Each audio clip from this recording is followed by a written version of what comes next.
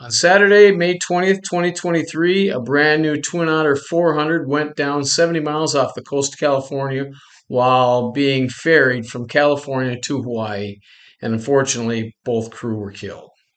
Now, this particular accident really caught my attention for a number of reasons. First of all, was that it was a Twin Otter, one of my favorite planes of all time to fly. I've got a couple hundred hours flying skydivers in the Twin Otter, and I absolutely love it. This particular otter shown here is on floats. I understand that the floats were probably taken off and shipped to Hawaii, and the plane was put back on wheels for the ferry flight because with the floats, there's just too much drag, and it can't make the long 2,400-mile journey to Hawaii. Second reason that this accident really caught my eye is because I've never flown that route, and it's really bugging me. I really want to fly the Hawaii to San Francisco leg. It's 2,400 miles long. It's the longest ocean leg in the world. And if you see on this map, this is a map of all the places that I've ferried aircraft over the years. And off the coast of California, there's a big old blank spot. I did have a chance to make this trip a couple of years ago. A guy wanted me to ferry his Aztec from Australia back to the United States, but it was Christmas time and I was busy. And now I'm really regretting that decision because who knows when I'm going to get another chance at that. And the third reason that this accident really caught my attention is because it appears that the pilots might have made the same mistake that I made about 30 years ago while ferrying a brand new Bonanza from the United States to Paris. And that is, it looks like they didn't test their ferry tank system while they were still in range to get back to dry land with their normal main fuel tanks. Now, in their case, it was kind of understandable because if you look at the ADS-B data, they were only about 2 hours off the coast of California on their way to Hawaii when they turned around and headed home. Now, with the Twin Otter's got a 6-hour endurance, and you would think with 2 hours, only having been in the air 2 hours, they had 4 hours to get home. They should be able to make it just fine. But it appears that what they weren't counting on was on the outbound leg, they had a pretty good tailwind, so their ground speed was really high, which got them quite a ways off the coast. And when they realized their ferry tank system wasn't working and they turned around, now they're fighting a headwind back and their ground speed dropped way off. I had the same conditions that night over the North Atlantic. I had a pretty strong tailwind pushing me from St. John's, Newfoundland right to Paris. But the wind conditions didn't really make much of a difference in my case because I didn't turn on my ferry system till right about here in the middle of the North Atlantic when my main tanks were almost dry. And why did I do that? Well, because I was stupid, first of all, but I'd been using those ferry tanks for 2 days. They'd worked just fine. I trusted them. But again, I was overconfident and complacent. And as you know, complacency kills. Now, according to the report, the Twin Otter was equipped with ferry tanks, rubber ferry tanks, manufactured by Turtle Pack, a company that manufactures these rubber tanks that you see here. This is off their website. And this is actually a Twin Otter that they've got the tanks installed in here. And while I personally have never used Turtle Pack ferry tanks, I hear they're really good. I've actually talked to the owner about installing them on a plane that I was going to ferry, but it turned out I didn't need them. But they're really well done. Personally, I've always used metal ferry tanks when I've ferried aircraft. Here's a couple of tanks that I had installed in a 402 that I ferried from the United States to Tanzania. And you'll see the black line that goes over the top. That's the air pressure line that pressurizes the ferry tanks. And the night over in the Bonanza over the Atlantic, my pressure line had stopped working and I had to spend 8.5 hours blowing into that pressure line myself. And I really could have used a co-pilot with me and an extra pair of lungs that night. I would have come in a lot handier. And by the way, if you'd like to read more about this incident, you can check out my book, Ferry Pilot, 9 Lives Over the North Atlantic. Tell you all about it. It's It's available on Amazon and signed copies just in time for Christmas at carriemccauley.com. Additionally, it shows that when they're about 2/3 of the way back to California, they descended out of 11,000 feet down to 4,000 feet, most likely to get under a marine layer. But unfortunately, that had a couple of negative consequences. Their airspeed went down quite a bit because it looks like they descended into higher headwinds. Plus, they started using a lot more fuel because turbine engines burn a lot more gas and are a lot less efficient at lower altitudes. So at some point, they realized that they weren't going to make it. And unfortunately, it looks like they put out a radio call to ATC telling them that they were in trouble with only 15 minutes of fuel left. I was able to find a recording. 97 Center. 397, go ahead. 97, if you could see if November 153 Quebec Sierra is up this frequency, see if you can raise them on 134.15 or on guard. Okay, we'll give it a try here. Aircraft November 153 Quebec Sierra. Can you hear Delta Flight 397? Oakland, it seems like we don't hear them at all, either one. Delta 397, okay, roger, thank you, appreciate it. Radar service terminated, contact San Francisco Air Inc. Have a good flight. So see you, take care now. November 153 Quebec Sierra, Oakland Center. November 153 Quebec Sierra, Oakland Center on guard. If you hit this frequency, contact Oakland Center on 134.15. November 153 Quebec Sierra, if you hear this transmission, contact Oakland Center on 134.15. November 153 Quebec Sierra, good. 53 Quebec Sierra, roger, yeah, we see you on radar here. We're watching you. We're coordinating with your dispatch as well as coordinating with the Coast Guard as well. For 153 Quebec Sierra Center. What's the color of your aircraft and what's the color of your life raft? 153 Quebec Sierra, confirm two persons on board.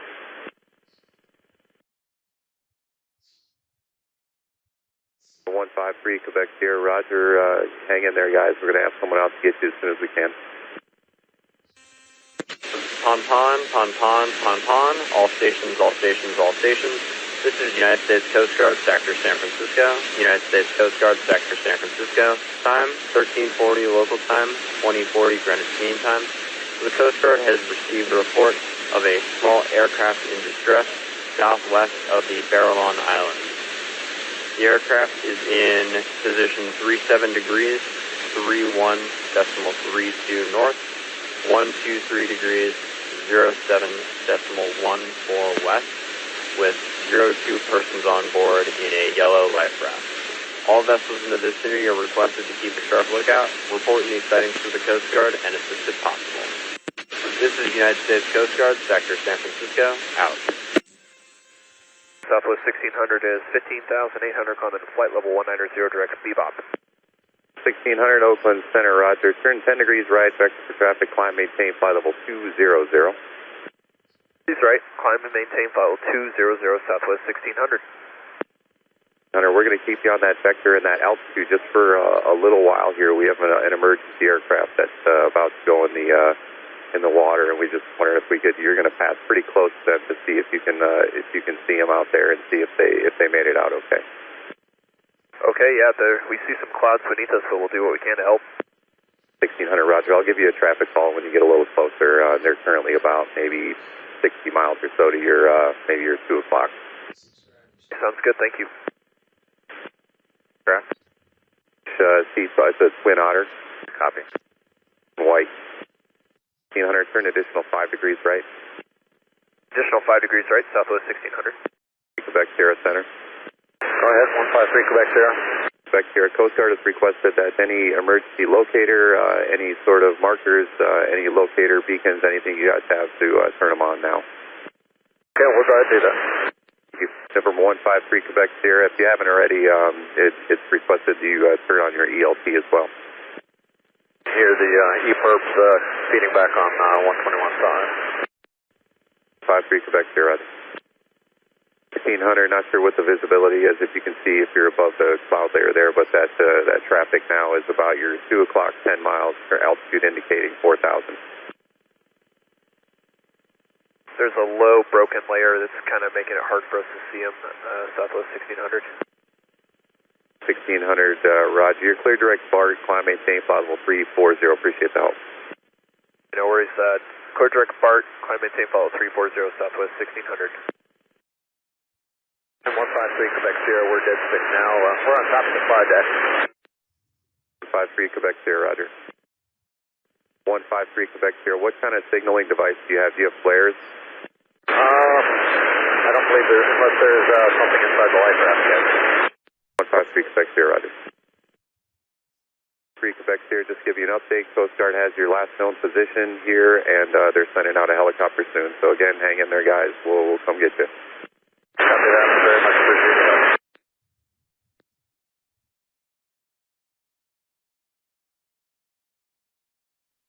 We started picking up the ELC just a couple of minutes ago, about 20:55. Southwest 1600, roger. Center Coast Guard 2703 checking in. Flight level 190, request descent to flight level 170 on active star. Stand by. 703, stand by. Coast Guard 2703, descend and maintain 17,000. Leaving flight level 190 for flight level 170, Coast Guard 2703. Coast Guard 2703, Travis altimeter 3004. 3004, Coast Guard 2703. Coast Guard 2703, I copied your request for descent. Did you have something else since the end of that? Coast Guard 2703, we have about 70 more miles on this heading, and then we're going to start an orbit. We have potential 2 POV in the water from a downed aircraft. Coast Guard 2703, roger. Coast Guard 2703, I've got the last coordinates for before the target dropped off if you want those. 2703, yes please, stand by to copy. Coast Guard 2703, it's 3732 north, 12306 west, and I'd say that's about a 15-degree left turn for you.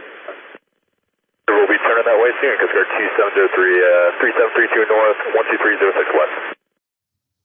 Center Coast Guard 2703, you by chance have a time on that, that last known position? Guard 2703, that was at 2055 Zulu. Coast Guard 2703, I just want to make sure you copy the last known position was 2055 Zulu. Roger, 2055Z. Coast Guard 2703, it should be about a 165 heading for you at this time to go to that spot. Ready to copy, Coast Guard 2703. And I just want to confirm those last coordinates were 3732 north, 12306 west. Coast Guard 2703, affirmative. Ready to copy. Coast Guard 2703, maintain block 6000 through 17000.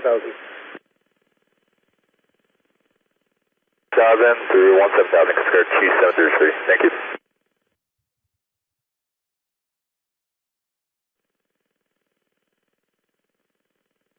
Oakland Center, Coast Guard 2703. Go ahead. Descending out of 17000, coming down for 1000. Guard 2703, roger. Under 6000 is uncontrolled airspace. 2703, understood. And Center 2703, proceed to regard. Guard 2703, roger. Thank you. Oakland Center, Coast Guard 2703. Coast Guard 2703, go ahead. Center Coast Guard 2703, just want to let you know we're currently holding at 12000. Copy. 2703, I've got you about 4x5, and you said you're going to hold at 12000 for the next 3 hours? That is a firm, Coast Guard 2703. Coast Guard 2703, roger, maintain 12000 and just call me if you need a different altitude. You maintain 12000, we'll advise 2703. Center Coast Guard 2703. 2703, go ahead. Center Coast Guard 2703, we're complete with tasking. We're going to pick up an IFR back to Kilo Mike Charlie Charlie. Coast Guard 2703, roger, stand by for clearance. Stand by 2703. When the Coast Guard helicopter arrived, they found the Twin Otter floating still, upside down. They deployed a rescue swimmer who found that both pilots were still in the cockpit, still strapped in their seats. So what happened? Why weren't they able to get out of the aircraft and into the raft? My guess is they probably forgot to put their shoulder harnesses back on. It's a very common practice for pilots to remove their shoulder harnesses after takeoff, especially on a really long flight like this to Hawaii, to try and get comfortable. And in the heat of the moment, the desperate situation that they're facing, it's easy to forget stuff. And most likely, they hit their heads on the instrument panel and knocked them unconscious when they went into the water. And I think that because the Twin Otter can land really slow. Even if they forgot to put the flaps down, it has a pretty slow stall speed. So if they had their shoulder harnesses on when they impacted the water, they still would have been conscious, would have been able to get out of their seatbelts and out of their doors and at least exit the aircraft. And seeing that they were still strapped in their seats, probably forgot to put their seatbelts back on or their shoulder harnesses. And that's why when I'm flying over the ocean, I always fly as high as possible. It gives me time to prepare to ditch. Get my shoulder harness back on, number one. Get my raft and survival gear ready. Make sure I got my flaps off. Crack the door open. You want to have that so that if the aircraft, gets distorted on impact, the doors don't jam shut. And you can also get off one last position report and a mayday. So it's too bad that they didn't identify that their fuel problem to identify it earlier, or maybe they did and they just weren't able to get a hold of anybody until they were 15 minutes from fuel starvation. Because if they had, they might have been able to have the Coast Guard helicopter waiting for them when they arrived on scene. There was a Cirrus that went into the water halfway between California and Hawaii a number of years ago, but in this case, he was able to get a call out to the Coast Guard with enough time that a Coast Guard aircraft was able to be there before he even ran out of gas. And they shot some pretty amazing video of him pulling the chute and going into the water.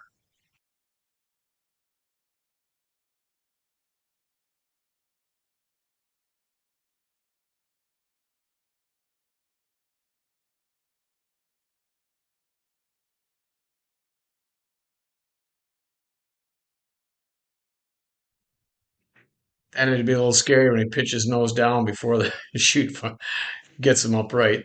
Kind of a scary ride down, but still a lot better than the violent impact of ditching. And this pilot, he's got his stuff together. You notice here in just a minute, he's going to crack his door open so he doesn't have a problem with getting out of the airplane. That's the way to ditch right there. So he's got the door open. He's immediately get out onto the wing. But you see that it's pretty windy and the parachute is dragging the plane pretty hard.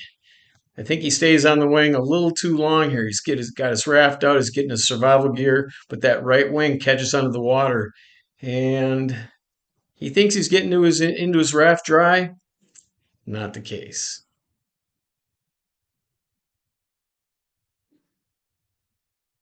Good thing he wasn't still on the plane trying to get out the rest of his gear.